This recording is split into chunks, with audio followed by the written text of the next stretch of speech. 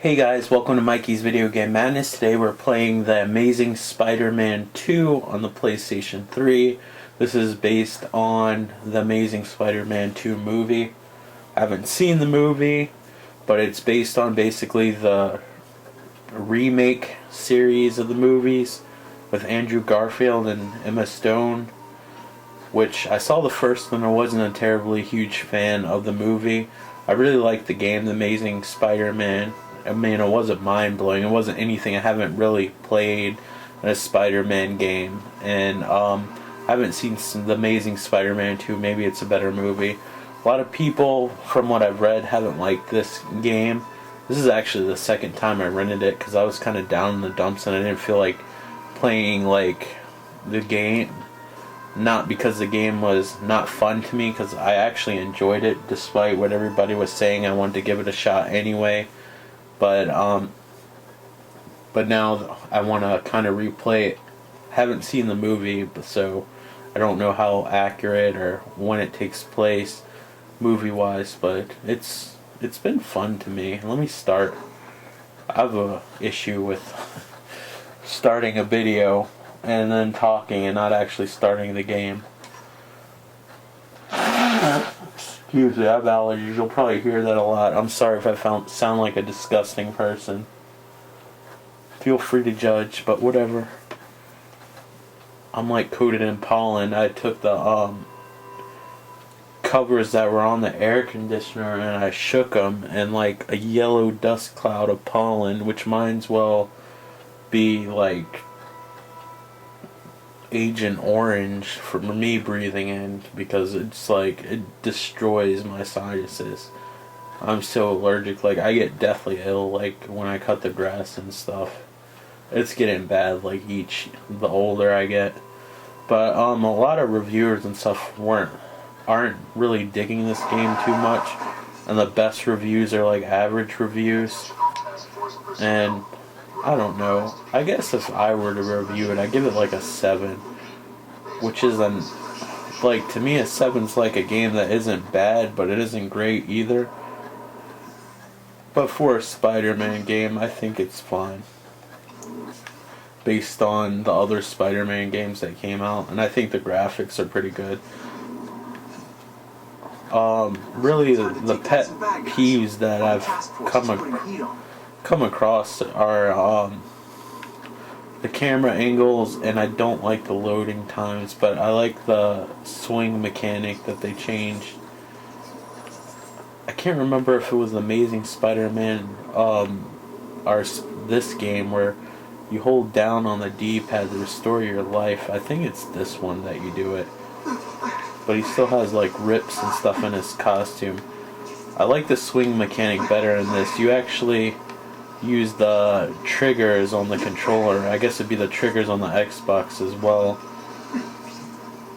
to shoot out the web, and depending on the left or right trigger you pull, that's like the hand, and the webs don't like attach to like invisible space. You actually have to attach to a building, kind of like Spider-Man 2 on the PlayStation 2, which was my favorite Spider-Man swing mechanic.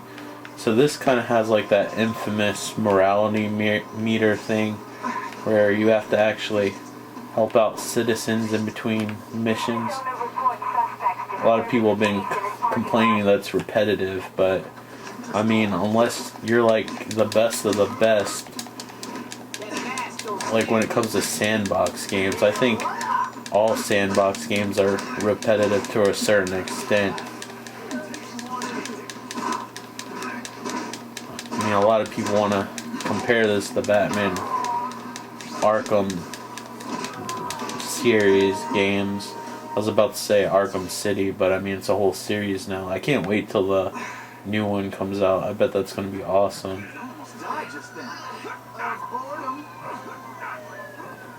I just wonder what they're going to do with the storyline, because the ending was a pretty major event. I'm not going to spoil it for you, so because you should play that game, whether you like Batman or not. Like, I have a friend who doesn't like comic books and even likes that game. It's like a fun game as well as a superhero game. I guess this game, you have to kind of like Spider-Man to appreciate it all the way. One thing they put in that I said that I would love to have is a web sticking button. Like, this game does a lot that I wanted in The Amazing Spider-Man. It's not the atrocity that everybody's making it to be. It's not, of course, the best game I ever played. But as I've been telling people, I don't really go by reviews. I mean, I can look at a game preview and tell whether I'm absolutely going to hate the game or not. And then, if I know that I'm not going to absolutely hate it, then I'm going to at least try it out.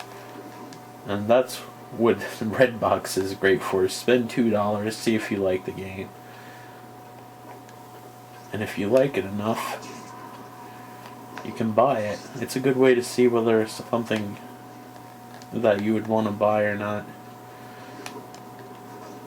I have a feeling this game will probably sell no matter what if the movie's good enough, just because that's how movie tie-ins work. You can make a shitty movie tie-in game and people will still buy it. Well, the camera is probably the shittiest thing about this game, and the loading times are annoying, but beside that, the repetitive nature of this game doesn't really bother me because I've played enough sandbox games. I was thinking about making a video of being jaded as a gamer. Vinny Corleone 62 Escape from Gaming, that channel, he did a video about gamers being jaded, but I really want to cover like the really popular games that everybody loves and kind of point out how unoriginal those games actually are, because sometimes it's just more about polish in a game than it is about the actual original gameplay, because I rarely play an original game unless it's like a small indie title. Even the best games. You could say The Last of Us. It's an amazing game. One of the best games I've played in a very long time. There's a few that's up there with The Last of Us. I wouldn't say it's the best game, because I mean, there's games that I've liked just as much as The Last of Us that are in a different genre, but there's nothing really original The Last of Us does. It just takes the best elements out of a bunch of games that did something really well and combines them. So right now, I haven't even been talking about the game. And there's nothing wrong with that, as long as the game's fun. But I mean, most games are like cookie cutters. Usually, a game that does something right, in my opinion, it's just fun. So everything's been done before. It's like you can look at a third-person shooter and compare it back to the Atari games. Most games on Atari were some sort of spaceship shooter a majority of the time, or blowing up something to get a high score. That's what like the Call of Duty Battlefield games are like today. So there's really not a whole lot of original ideas. It's just if the game does something well or not.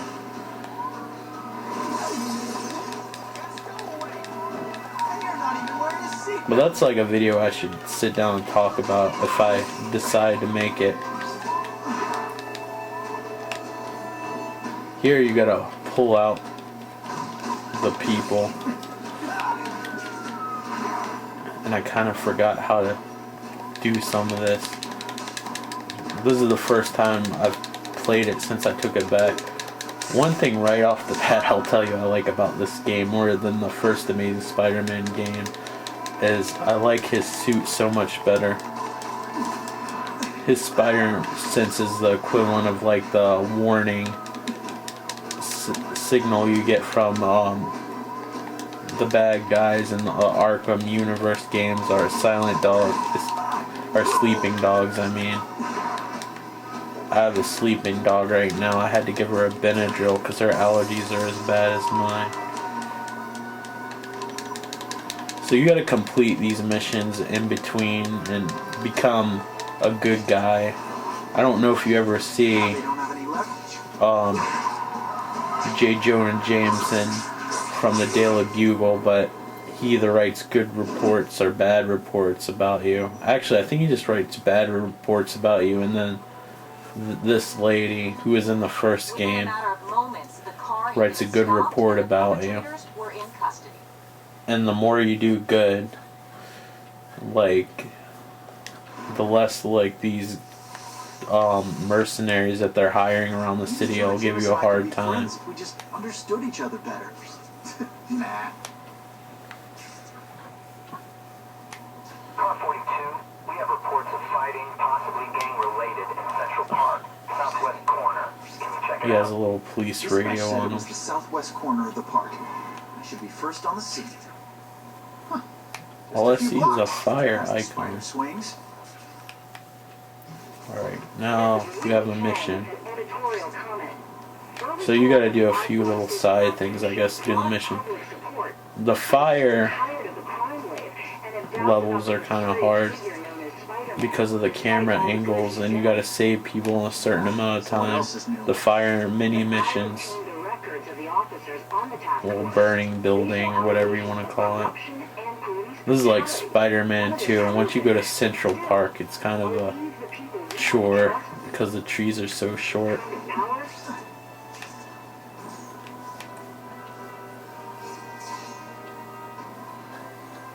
But I definitely like it a lot more. He says he's out of here, but they don't look like they're running away. Whatever.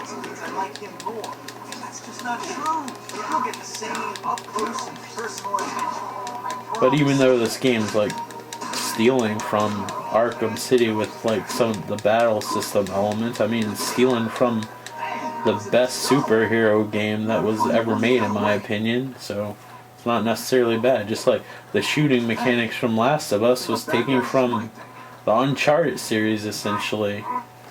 That's one of the best kind of adventure games ever. But I mean, I can't imagine what it'd be like to try to program the camera for a Spider-Man game. It must be a nightmare. Of course they are. When are they not armed? I haven't played much of this game. Maybe there's some terrible game-breaking thing, but to me it's a competent game. It doesn't feel broken. It hasn't crashed on me or anything. But maybe it has for other people. I don't know. I haven't played it long enough. This is the first time I saw like a simultaneous PS3 and PlayStation 4 game come out, and the PlayStation 4 is actually $10 more, and PlayStation 3 game came out as $50. I wonder if that's going to start being a standard thing where PlayStation 3 games are $50.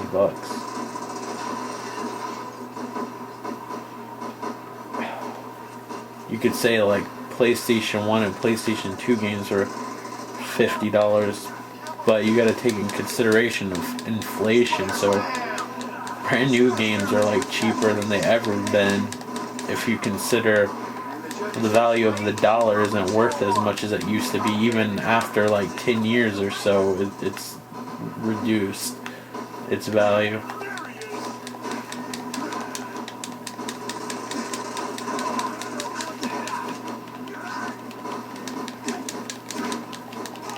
Sometimes Spider-Man gets confused about whose weapon I want to take. If you push L1, he'll do like a web pull, and if I hold down, he bandages himself.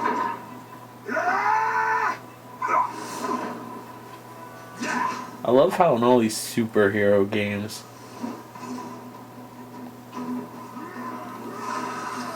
that all the henchmen are dressed up in outfits that kind of resemble whoever they're working for. Unless he's just wearing a furry jacket. But to me, this guy looks like he might be working for Craven the Hunter. Yep, Craven. Look, see, he has the little fuzzy jacket too. You are still raw, inexperienced. I was experienced enough to beat your friends. I wonder if his suit stays ripped up like they do in the Arkham games. My name is Sergei Craven. It's a shame. That's probably the best Spider-Man outfit of all the Spider-Man games. So you left me that note.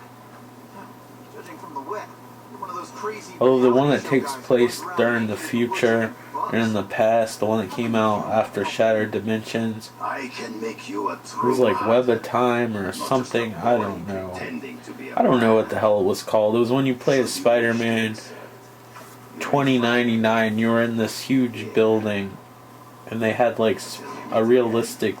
They're trying to make Spider-Man look as realistic as a video game can on the Unreal 3 engine or whatever engine it uses. Oh, sorry, Mr. Jameson, but I got school. You know, life outside the job.